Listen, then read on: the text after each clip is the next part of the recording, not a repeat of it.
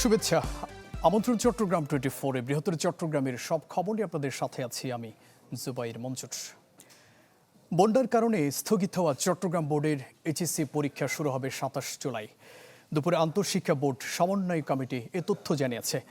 বিজ্ঞপ্তিতে জানানো হয়, পৌরনীতি ও সুশাসন প্রথম পত্র, জীববিজ্ঞান প্রথম পত্র, ব্যবসায়ী সংগঠন ও ব্যবস্থাপনার প্রথম পত্র এবং খাদ্য ও পুষ্টি প্রথম পত্রের পরীক্ষা সূচি অনুযায়ী নেওয়া হবে, যা হবে অন্যান্য বোর্ডের সাথে অভিন্ন প্রশ্নপত্রে। এছাড়া স্থগিত পরীক্ষাসমূহের নতুন সূচি শিগগিরই ঘোষণা করা হবে। বন্যা পরিস্থিতি ভয়াবহ রূপ নেয় চলতি মাসের 7 তারিখ থেকে বন্ধ রয়েছে চট্টগ্রাম বোর্ডের এইচএসসি ও সমমানের পরীক্ষা। সাম্প্রতিক ভারী বৃষ্টিতে চট্টগ্রাম নগরে ক্ষতিগ্রস্ত হয়েছে প্রায় 200 কিলোমিটার সড়ক। এতে ভোগান্তি বেড়েছে মানুষের। এই জনদুর্ভোগ নিয়ে জানাতে আমাদের সাথে চট্টগ্রাম থেকে যুক্ত হচ্ছেন সহকর্মী ইবেন বীর। ইবেন,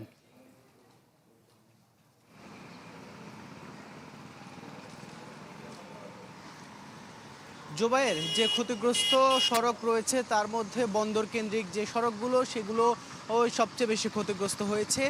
সিটি কর্পোরেশনের দেয়া তথ্য অনুযায়ী স্মরণকালের প্রতি বছরই আসলে বৃষ্টিতে এক বছরই আসলে রেকর্ড সৃষ্টি হয়, তবে এবার সব রেকর্ড ভেঙে অতীতের সব রেকর্ড ভেঙে এবারের বর্ষায় ক্ষতিগ্রস্ত সড়কের পরিমাণ সবচেয়ে বেশি। আর সে ক্ষতিগ্রস্ত সড়ক মেরামতের জন্য সেটির এবার যেটি সম্ভাব্য ব্যয় ধরা হয়েছে 348 কোটি টাকা ব্যয় ধরা হয়েছে। তবে জরুরি মেরামত এবং রক্ষণাবেক্ষণের জন্য সিটি কর্পোরেশনের যে বাজেট সেখানে বরাদ্দ রাখা হয়েছে 22 কোটি টাকা, যার কারণে এই যে এই বিশাল সড়ক ক্ষতিগ্রস্ত হওয়ার পর সেটি কিভাবে এখন মেরামত করে আবার যে যান চলাচলের জন্য উপযোগী করে তোলা যাবে সেটি নিয়ে আসলে দুশ্চিন্তার কারণ হয়ে দাঁড়িয়েছে।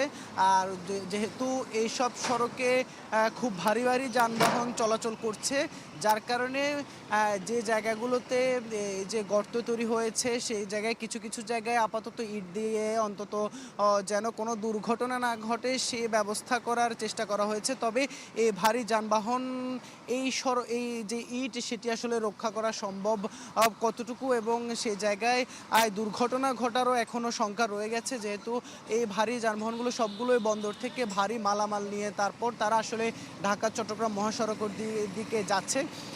এছাড়া নগরীর অন্যান্য অলিগলি সহ বিভিন্ন যে সড়কগুলো ক্ষতিগ্রস্ত হয়েছে সেই সড়কগুলোতেও প্রতিদিনই আসলে অসংখ্য যানবাহন চলছে। সেই যানবাহনগুলো এই ভাঙা রাস্তায় চলাচল করতে গিয়ে অনেকের যানবাহন নষ্ট হচ্ছে, অনেকেই ছোটোখাটো যে দুর্ঘটনা সেই দুর্ঘটনা ঘটছে। সব কিছু মিলে আসলে মানুষের দুর্ভোগ আসলে চরমে রয়েছে। আমরা এখানে যারা স্থানীয়রা আছেন আমরা একটু যদি কথা বলি, আপনাদের এই যে এখানে যে কি পরিমাণ সড়ক আসলে ক্ষতিগ্রস্ত হয়েছে আর এই আশপাশে আপনাদের চলাচলে কেমন দুর্ভোগ হচ্ছে? দুর্ভোগ হলে দেখেন, আমরা তো পরিবহন চালাই, আমাদের গাড়িগুলোতে অনেক টাইমের ক্ষতিগ্রস্ত করতেছে, কোনো কাজের কোনো করতেছে না। এটা প্রত্যেকদিন কাটে, ভালো করলে কাটা শুরু করে, আবার আমাদের গাড়িগুলোতে অ্যাক্সিডেন্ট হতেছে মানুষ।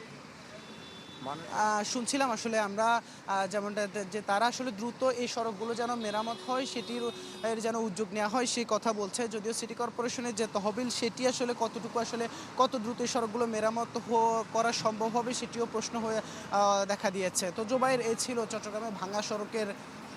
ধন্যবাদ আপনাকে। দর্শক, সাম্প্রতিক ভারী বৃষ্টিতে চট্টগ্রাম নগরে ক্ষতিগ্রস্ত হয়েছে প্রায় 200 কিলোমিটার সড়ক। এতে ভোগান্তি বেড়েছে মানুষের। এ নিয়ে বিস্তারিত জানাচ্ছিলেন সহকর্মী ইবেন বীর। এদিকে এবারের বন্যায় চট্টগ্রামে ক্ষতিগ্রস্ত ঘরবাড়ির 12,000 হয়েছে বাঁশখালীতে। ক্ষতিগ্রস্তদের বেশিরভাগই নিম্নবিত্ত। উপকূলীয় এলাকায় এসব মানুষ এখন মানবেতর দিন কাটাচ্ছে, যাদের দ্রুত প্রয়োজন টেকসই পুনর্বাসন। ঘুরে এসে জানাচ্ছেন রনি দত্ত, ছবি তুলেছেন শফিক আহমেদ সজীব। বানের পানিতে ধসে পড়েছে বাঁশখালী কাথারিয়া দক্ষিণ বাগমারা এলাকার আব্দুল গফুরের মাটির ঘর। কয়েকটি খুঁটি আর প্লাস্টিক দিয়ে ঝুঁকিপূর্ণভাবে গেল 14 দিন ধরে এখানে থাকছে তার পরিবার। কিভাবে ঘরটি মেরামত করবেন তা নিয়ে দুশ্চিন্তার শেষ নেই এই কৃষকের। কিছু আমার মাথা গুজার কিছু টাই নেই, এখন কি করবো মাথায় খেলছে না। মোহাম্মদ ইউনুসের বসতঘরের অবস্থা আরো ভয়াবহ। পেছনের অংশ ধসে মিশে গেছে মাটিতে। বৃদ্ধা মা আর স্ত্রী সন্তান সহ 7 সদস্য নিয়ে কোথাও যাওয়ার জায়গা নেই, তাই সামনের অংশে বসেই মানবেতর দিন কাটছে এই দিনমজুরের পরিবারের। ছেলে মেয়ে 6 জন, এবং নিজের স্ত্রী, আমি, আমার মা 7 জন কোথায় যাব জানি না, কিন্তু ঘর ভাঙ্গে পড়ে গেছে বন্যার পানি। একই অবস্থা এলাকার সব মাটির ঘরের। বন্যায় বুক সমান পানিতে তলিয়ে যাওয়ায় সব ঘর ধসে পড়েছে। প্রশাসনের তথ্য মতে পুরো বাঁশখালীতে এমন ঘরের সংখ্যা প্রায় 12,000। এইসব ঘরে সর্বনিম্ন 30,000 থেকে 5 লাখ টাকা পর্যন্ত ক্ষতি হয়েছে। এখন আপনার শুকনা কানা লাগবে না, এখন আমাদের চারটা ছেলে মেয়ে লইয়ের কষ্ট আছি, একটা ঘর ব্যবস্থা করে দিলে বেশি উপকার হবে। ভাই আমার একটা ঘরের অনেক প্রয়োজন ভাই, আমার কোনো ঘর নাই। সম্পূর্ণ এবং আংশিক ক্ষতিগ্রস্ত মিলে প্রায় 12,000-এর মতো মাটির ঘর ক্ষতিগ্রস্ত হয়েছে। এই মানুষগুলোর আবাসনটা এখন আমাদের সবচেয়ে বড় চ্যালেঞ্জ। তো সেই ক্ষেত্রে আমরা বিভিন্ন এনজিও সংস্থা বা বিভিন্ন আন্তর্জাতিক যারা দাতা সংস্থা রয়েছে বা আন্তর্জাতিক যে অর্গানাইজেশনগুলো রয়েছে তাদেরকে আহ্বান জানিয়েছি। বুধবার বাঁশখালীতে পরিদর্শনে যান আন্তর্জাতিক অভিবাসন সংস্থা IOM এর শীর্ষ কর্মকর্তারা। ক্ষতিগ্রস্ত মানুষের পুনর্বাসনে কাজ করার কথা জানান সংস্থাটির বাংলাদেশ মিশন প্রধান। I wanted to see with my own eyes so that when I go back to Dhaka, I am able to explain to our partners and our donors the needs here. After this initial visit, my team will also come here and do a broader needs assessment so that we can understand with more clarity what exactly do we need in order to get the families on a road to recovery. জেলা প্রশাসনের তথ্য মতে এবারের বন্যায় চট্টগ্রামে মোট 15,228টি ঘরবাড়ি ক্ষতিগ্রস্ত হয়, তার মধ্যে 13,459টি মাটির ঘর। রনি দত্ত, চ্যানেল 24, চট্টগ্রাম। বান্দরবানে বন্যার পানি কমে যাওয়ার প্রায় 1 সপ্তাহ পেরিয়ে গেলেও এখনও স্বাভাবিক জীবনে ফিরতে পারেননি অনেক মানুষ। ভেঙে পড়া ঘরবাড়ি বসবাসের অনুপযোগী। পুনর্বাসন কার্যক্রম শুরু না হওয়ায় চরম দুর্ভোগে দিন কাটছে ক্ষতিগ্রস্ত পরিবারগুলোর। বান্দরবান থেকে ইয়াসিনুল হাকিমের পাঠানো রিপোর্ট। বন্যার পানি নেমে যাওয়ার পর স্পষ্ট হয়ে উঠেছে ক্ষয়ক্ষতির চিত্র। বান্দরবান জেলার বিভিন্ন এলাকায় এখন এমন বিধ্বস্ত ঘরবাড়ি, কাদায় ঢেকে থাকা বসতভিটা কিংবা বন্যার রেখে যাওয়া অসংখ্য ক্ষতচিহ্ন।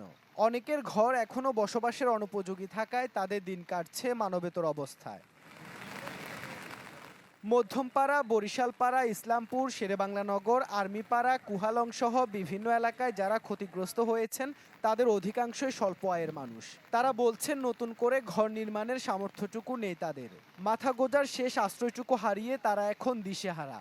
একটা চৌকি নিয়ে টাম্পোটাকে আমরা বসবাস করতেছি, আর মহিলা হজজন ফুরে গেছে, আমরা বাসাতে থাকতে পারতেছি না। আপনারা যদি সরকার যদি সাহায্য যদি করে আমরা কি এখানে থাকতে পারবো? বাসায় থাকতে পারি না, পর্যি পরিষ্কার করে নিয়ে রয়েছি, সব ঘর বাড়ি সব ভেঙে গেছে। সরকার যদি আমাদের কিছু টাকা পয়সা দেয় ঘর বাড়ি মেরামত করার জন্য তাহলে খুশি হব।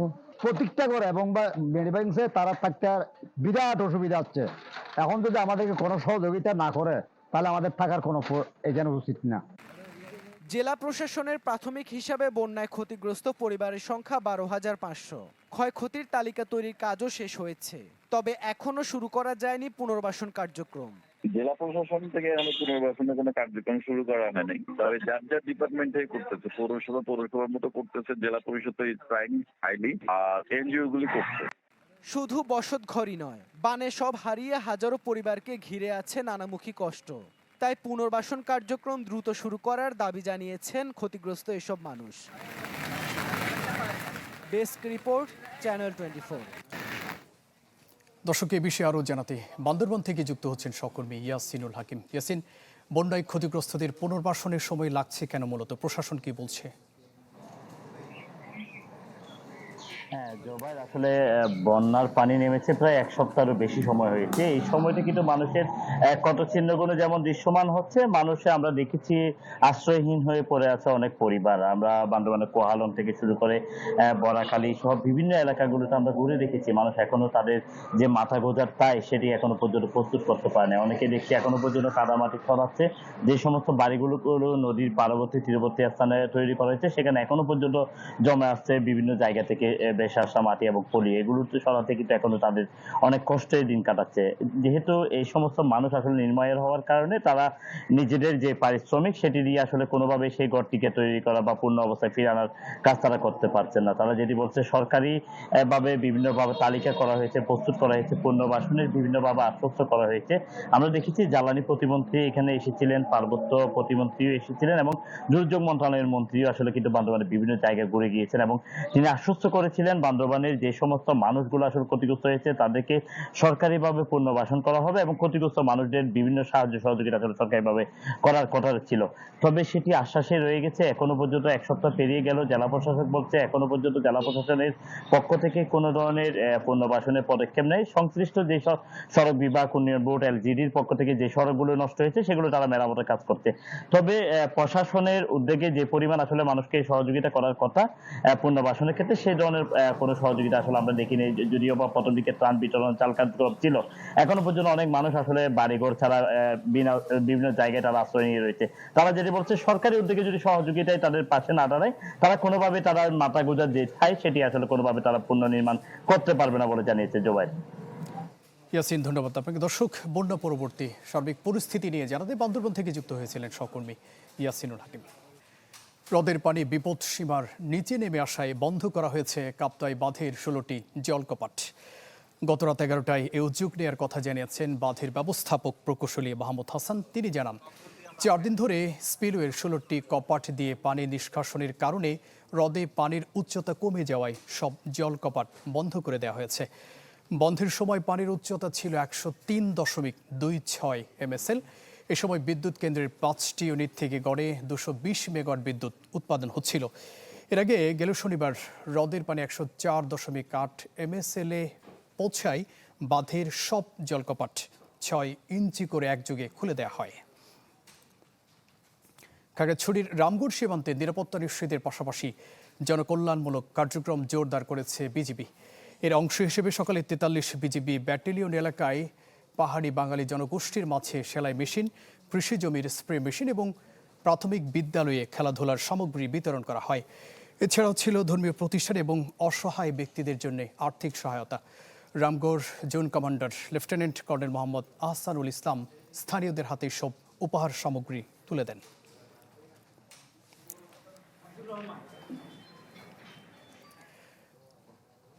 বৃক্ষরোপণে সাজায় দেশ সবার আগে বাংলাদেশে স্লোগানে খাগড়াছড়িতে শুরু হয়েছে বৃক্ষরোপণ অভিযান ও বৃক্ষ মেলা। এ উপলক্ষে সকালে খাগড়াছড়ি টাউন হল প্রাঙ্গণ থেকে বের করা হয় শোভাযাত্রা। পরে সেখানে 4 দিনের বৃক্ষরোপণ অভিযান ও মেলার উদ্বোধন করেন স্থানীয় সংসদ সদস্য ওয়াদুদ ভূঁইয়া। খাগড়াছড়ি জেলা পরিষদ চেয়ারম্যান শেফালিকা ত্রিপুরা, সদর zone commander lieutenant colonel Aminur Rahman ও বিভাগীয় বন কর্মকর্তা ফরিদ মিয়া অনুষ্ঠানে উপস্থিত ছিলেন। এদিকে রাঙ্গামাটিতে 7 দিনের বৃক্ষরোপণ অভিযান ও মেলা উপলক্ষে সকালে শোভাযাত্রা বের করা হয় জেলা প্রশাসকের কার্যালয় থেকে। এর উদ্বোধন করেন স্থানীয় সংসদ সদস্য দীপেন দেওয়ান। আলোচনা সভা শেষে শিক্ষার্থীদের হাতে গাছের চারা তুলে দেন অতিথিরা। ঘুরে দেখেন মেলার বিভিন্ন স্টল। সাবেক উপমন্ত্রী মনির স্বপন দেওয়ান, জেলা প্রশাসক Nazma Shafi, Raja barrister Debashish Roy, zone commander lieutenant colonel Ekramul Rahat অনুষ্ঠানে উপস্থিত ছিলেন।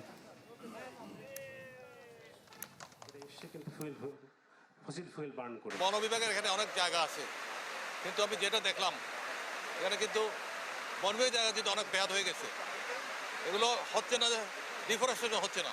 এখানে কিন্তু একটা বিষয় দেখতে হবে যে এটা জেলা প্রশাসন সেভাবে রেভিনিউ পাচ্ছে না। তো আমি মনে করি যে এটা একটা সমন্বিত উদ্যোগ নেওয়া দরকার, যে যেগুলো ডিফরেস্টেশন হয়ে গেছে, ডিফরেস্টেশন যেগুলো রিজার্ভ ফরেস্ট ওখানে কিন্তু আপনি সুনিশ্চিতভাবে গাছ লাগাতে পারেন। যে আমরা যদি সেভাবে যদি বিভক্ত করে রাখি, যেগুলো ডিফরেস্টেশন এগুলো ডিফরেস্টেশন করে গেলে এদিকে রেভিনিউ তো আসবে। তারপর যেগুলো রিজার্ভ করা এগুলো স্ট্রিক্টলি রিজার্ভ রাখতে হবে যাতে ওখানে আমরা গাছ রোপণ করতে পারি। তো আমাদের সমন্বিত উদ্যোগ যদি হয় এটা করা যাবে। দর্শক, এ ছিল চট্টগ্রাম 24 এর এখনকার আয়োজন। এতক্ষণ সাথে থাকবার জন্য ধন্যবাদ সবাইকে।